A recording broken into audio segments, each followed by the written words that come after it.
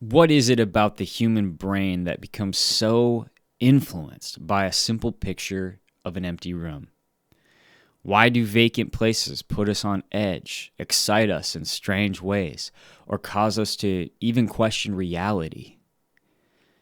These places make it feel like sometimes the lack of ghosts is even more haunting than the presence of one. Why? Welcome to the 21 CD podcast. I'm your ghost, John. I've had a rough week. It's been a pretty bad one for me. So please follow the show on Instagram and YouTube.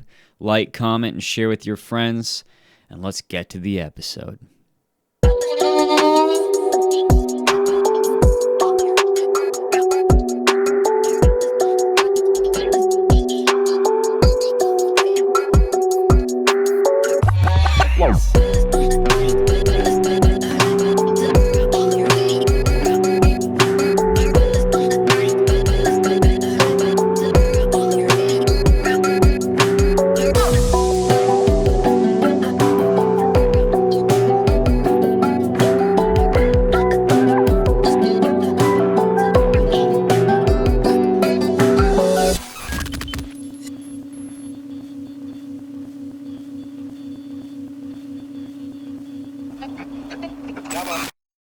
If you go down the right corridors of the internet and you walk through certain hallways in order to get to certain rooms in the World Wide Web, you will eventually find that you have ended up in a place where there is nothing, not even a ghost.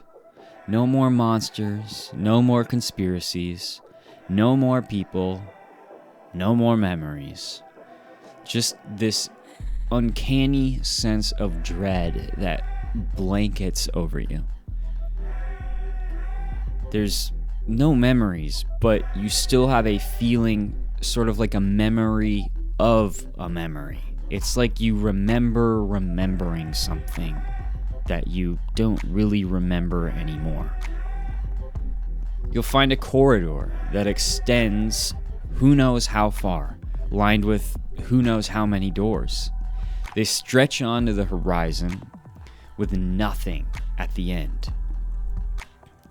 Or maybe you'll find a warm room with like a soft blue light emanating from somewhere, lighting up the cream-colored shag carpet just enough. You'll find a not-so-YMCA swimming pool that is both inviting and horrifying at the same time, lit by some unnatural glow. Did you swim in this pool as a child? Or do you just think you remember swimming in this pool as a child? You'll probably find yourself uncomfortable the moment that you see images of these types of places. And the longer you look at them, the more they will consume you. Before very long at all, you will find yourself in the room itself, in the space itself, with no way out, no way to go, and overwhelmed by this strange feeling of eternity. You don't really fear death or being lost or strange creatures or anything you can quite put your finger on. You feel something else. It's this unexplainable horror. You want to scream or yell out, but at the same time, you kind of don't because you don't want anybody to find you. You're comfortable in this nightmare, but at the same time, you have this undeniable urge to escape, or at least to know more. You've entered the liminal space. Liminal derives from the Latin word limen, meaning threshold. And if you were to translate the word literally from the dictionary, you would find that it means intermediate between two states, conditions, or regions, transitional or indeterminate. Though a transition is not always what it seems, right? Imagine an airport terminal, a school gym shower room, a hotel hallway, a sidewalk leading into the fog with no real horizon, a mall with an escalator gently curving upwards, Imagine a flooded basement with white walls and clear water. Imagine a Toys R Us or a Sears or the ball pit or the stage in an old Chuck E. Cheese's. Imagine one of these places that you sort of remember from your past. If you can, and if it is safe to do so, close your eyes with me for a second. Pick one of these locations and place yourself in it. Imagine it filled with people. Adults shopping busily for last-minute Christmas presents. High schoolers after a playoff win. Bustling travelers during the height of tourist season. Children chaotically enjoying a birthday party. Imagine the sounds of humanity. Remember the squeaks of the shoes on shiny floors, the laughing of children, the background music of life, the crying of a baby in the distance. Your hopes and dreams and plans for tomorrow, your worries, your phone ringing in your pocket. What are you thinking about? What are you worried about? Who is with you? Now, remove all of those sounds. Everything is eerily quiet, though the action all around you remains. It's like you've just covered your ears to block out the sound, maybe with those noise-canceling headphones, but there's no music playing, just the sound of you, your conscience. Now take out the other people around you. Make them disappear. Your friends, family members, the strangers. Remove them all. It's just you in this quiet place, but there's still evidence of life here. Maybe you've just arrived too early before everything opens. Maybe you're the last one to remain after everything is closed. Now turn all but a couple of the fluorescent lights off in the place that you're in. Do you see it? The soft, ghosty luminescence. It covers the place like dust, but everything is strangely clean and soft. You're not even worried about germs because there are no germs. No stains on the floor. No scuffs on the walls. Nothing that makes life dirty is even here anymore. It's just you in this place, alone, quiet. But what's that? You didn't even notice it at first, but there is definitely a faint humming sound. It's not quite a buzzing. It might just be the lights. But it's definitely there. It doesn't bother you. It's relieving to hear something, even if it's just this sound. Congratulations.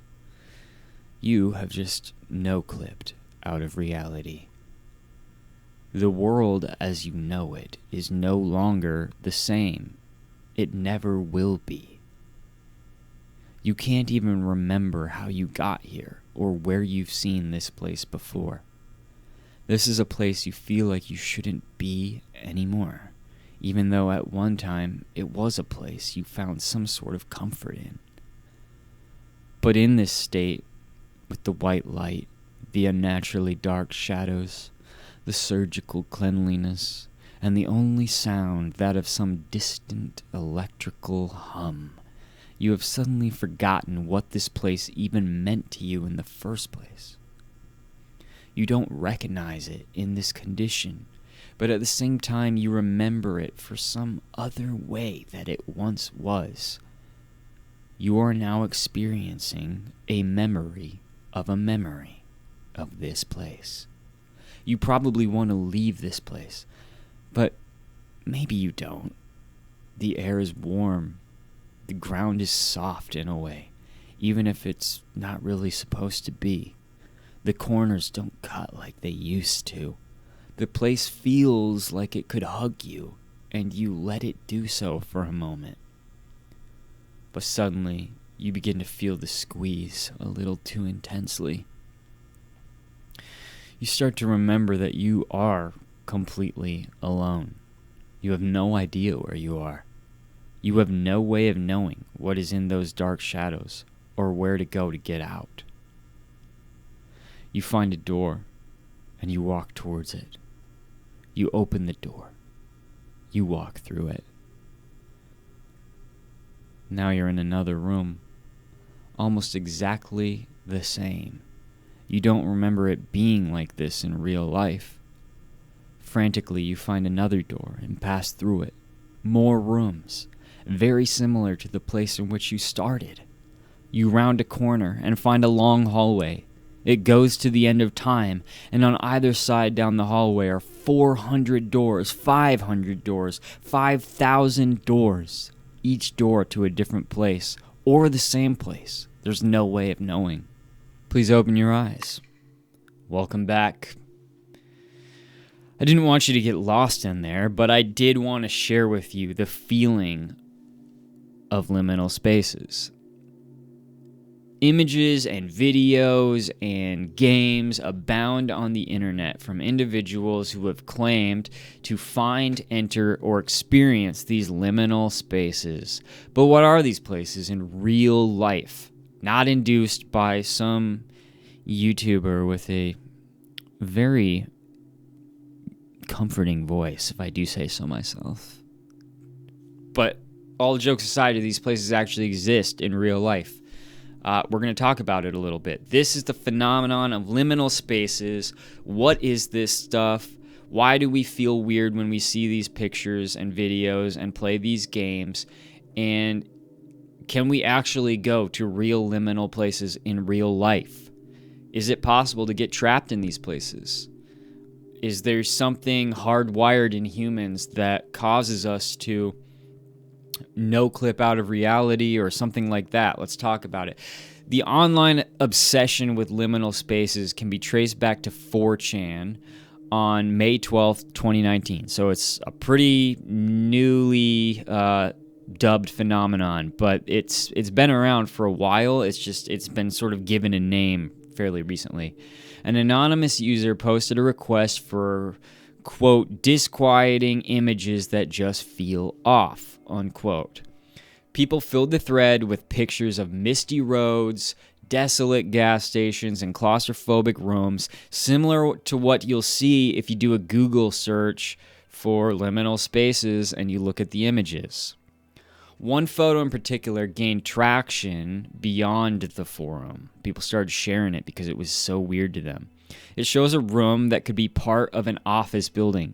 That's it. But there's no windows, signs, or furniture. There's nothing to really ground you in the space. It's just this weird room that is kind of empty and yellow.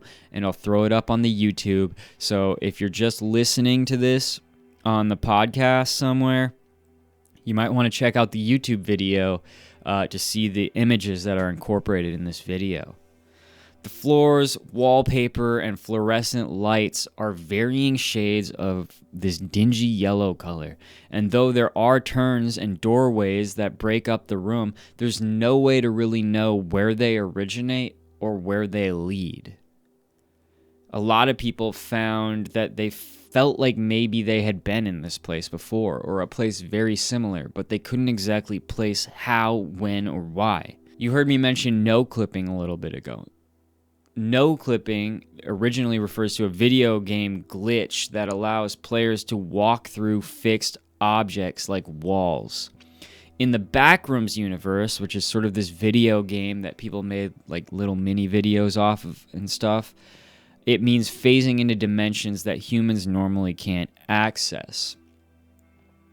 That was sort of the idea for this new genre of horror that would, enter the internet space. The places that you go are nondescript. They may have a window that you can see nothing through, a desk that you would never ever sit at because there's just no reason, and this place is extremely not really inviting, but not really repulsive either. There's just no reason to be there.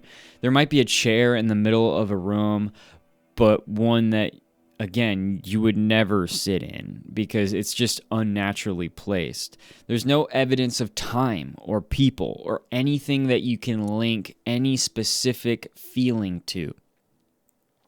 Nothing is specific in this place, and nothing is really memorable, but you almost feel like you remembering it at one point in your life. It feels real, but it's like fake at the same exact time. And you're sort of hypnotized by it. When you see these images, you get this feeling of like, how do I remember this? Like, where have I been here? Have I been in a place that's very similar? And if I have, why and when? And you start to get this sort of like flood of half memories. It's very bizarre. Take a look at some of the images that I'm throwing up here and see how you feel about them. You know, you can't really look away, but you want to because you do feel slightly uneasy, but you're also entranced. And many times these liminal spaces are places that you would normally just pass through on your way to somewhere else, but would never really linger in. Except now those places are the only places there even are. And that is the horror of liminal spaces. It's being stuck in a transitional area without being at point A or at point B. You're in the place between point A and point B.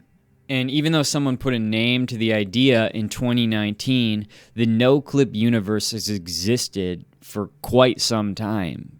If you look back at many old paintings, drawings, and photographs after you learn about this phenomenon, you'll find that artists have been attempting to showcase the strangeness of liminal spaces for a very long time. They just didn't have a name to call it, such as the Backrooms or something like that. And when you hear people mention the Backrooms, they're usually talking about the liminal space phenomenon, but they don't exactly know that. And we'll get to why here in a second. But though there may not be anything horrifying in these places in of themselves, I find them a very strange part of humanity's collective psyche. You know, it's one of those situations like wide toothy grins or long fingers or sunken eyes. Why is this something that humanity as a whole seems to be put off by, this phenomenon of liminal spaces? It really shows, in my opinion, how humans are innately transitional creatures. We are moving constantly, and that's one of the dystopian elements of modern humanity. We're not meant to stay in one place for long, or at least we've convinced ourselves that we're not. We're always trying to get to the next stage. We're always trying to get to the bigger house. We're always trying to get to the better job. We're always trying to go somewhere fast and never linger. You know, we've got a place to be always. It's so part of our process at this point to transition that we've literally designed places in real life that are meant purely for passing through and giving you the best experience possible as you go from point A to point B.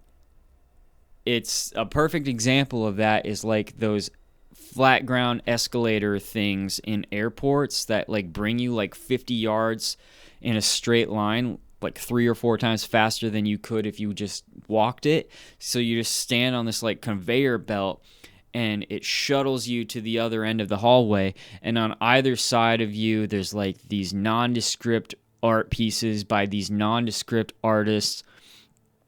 But there's no benches, there's no chairs for you to sit in, there's no TVs, there's nothing that you can enjoy in this space, and nothing that you'll remember because you're just supposed to get through it. You're not supposed to linger there. But if you would get stuck in those places, you'd probably begin to spiral a little bit. If there was no way to get through them and you just had to stay in them, that's a liminal space. And that feeling of uneasiness is kind of the feeling that is mimicked in this phenomenon. To build on it a little bit, what's interesting is once you know that this sort of thing exists, you can actually pick out where the liminal spaces are in your real life. So like the other day, I was sitting at the gas station, and I go to this gas station 3 to 5 times a week to pick up my Red Bull or whatever it is before I go to work. And there's sort of this abandoned house just like right across the street from this gas station. And there's this cream-colored shed that just sits there and nothing ever happens. And it's just very nondescript, cream-colored shed with a gray door, kind of run down, but not really. It's not busted up or anything like that. It's just a rectangular, little cream-colored shed. And that would be a liminal space. If somebody was to show me a picture of that and remove all of the trees from the background and put just a blue sky with no clouds, and they were to show me that in 10 years, I probably would wonder why I feel uncomfortable.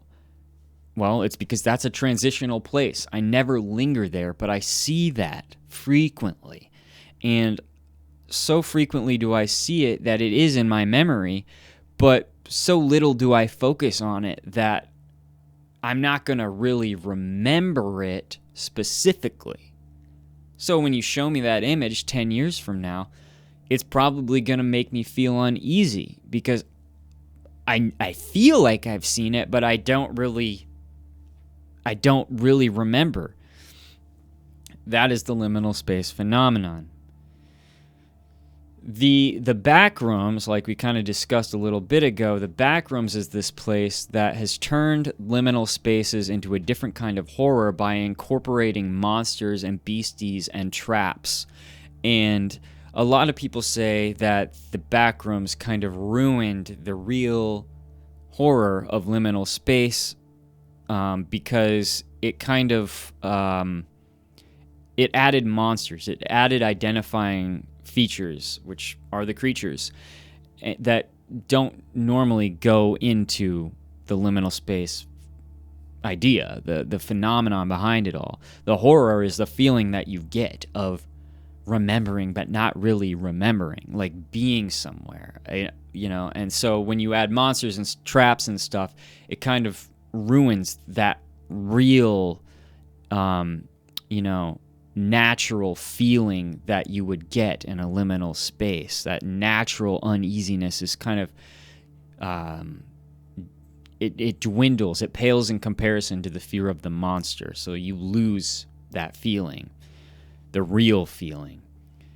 And so a lot of people, the Backrooms is the most famous thing, but you'll notice by looking at some of these images that liminal spaces, apart from the Backrooms video game and the Backrooms movies, it still gives you a feeling, and it doesn't really relate to being concerned about monsters. It's a different kind of feeling, and a lot of people have a really hard time explaining what that feeling is. So even though like the Backrooms are kind of creepy, we've kind of discussed why they're creepy, and they're creepy because they add monsters to the already creepy feeling of liminal spaces. But what really makes me think about this phenomenon is the fact that some of these images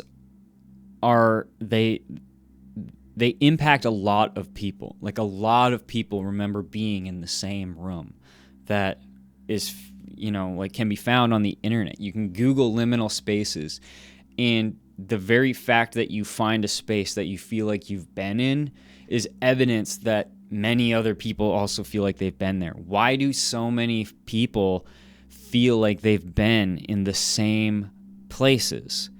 And if it was like an airport or a swimming pool, because a lot of liminal spaces are in those kinds of environments, that's kind of explainable, right? Because, well, everybody's been to an airport and everybody's been to a swimming pool. But when you start getting to like interiors of houses or interiors of nondescript buildings, you kind of begin to wonder why.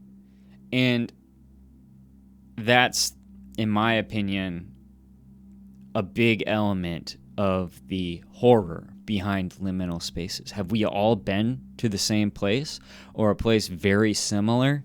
And it's like a memory that's unlockable, but it is in there in the recesses of our minds. Have we, like when people are abducted by aliens, a lot of the time there are similarities in their stories of where they've been brought. And the liminal space phenomenon kind of has that same vibe where it feels like everybody remembers being in the same place at one time. And that's very strange to me. Nobody can explain it. Science attempts to explain it by just simply, describing it the same way that we already have. Like it's sort of like a transitional space that you remember being in, and a lot of people remember being in those kinds of areas because a lot of transitional spaces are kind of the same. A shed on the way to the gas station or whatever is not exactly unique. I'm sure everybody who goes to that gas station in my neighborhood or in the surrounding area also experiences that shed. So technically all of those people could and probably would have the same reaction to a liminal space image of that years down the road, right? But when people are from all walks of life and from all differing areas and they all experience that sort of image in the same way, what does that imply? Does that imply that they're also having their own very similar transitional space wherever they are, completely separate from wherever maybe you are? Or does it imply something deeper, that maybe we all originated somewhere that is a little more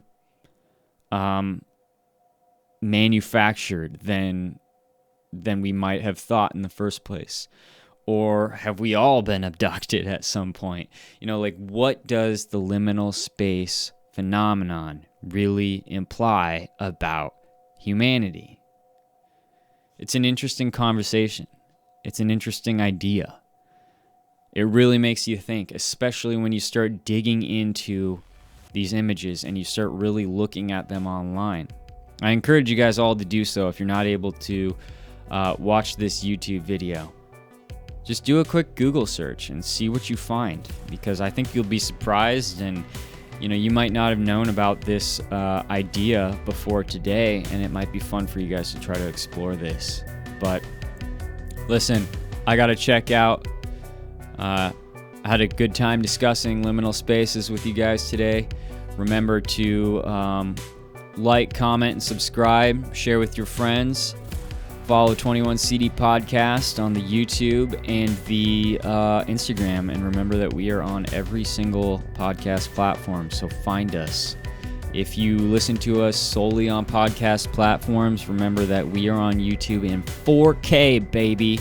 Don't drink the water and question everything.